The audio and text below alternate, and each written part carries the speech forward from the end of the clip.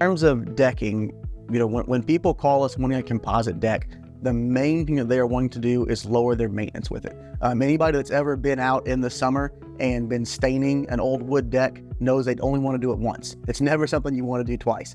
So you're talking about composite, that is really the biggest advantage to it is, there's going to be no staining or painting or any of that stuff. You just get to go out there and enjoy it. So when you're talking about composite decks, you're going to be looking at brands like Fiberon, TimberTex, Trex Decking, Duralife, all these different brands out there. The reality is all those brands are very similar. The biggest thing is going to be talking to a contractor that can figure out what your needs are and which brand will meet that. Another thing people don't realize with composite decking is there are all different levels to it, which means there's all different price points to it.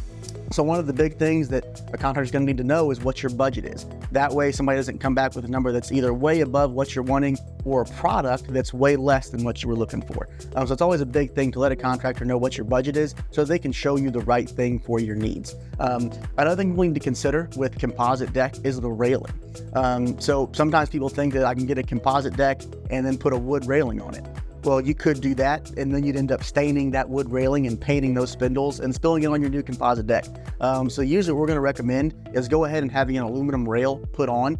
That way, the entire deck itself is low maintenance. There's no painting, no staining, and make it as low maintenance as you can possibly make something.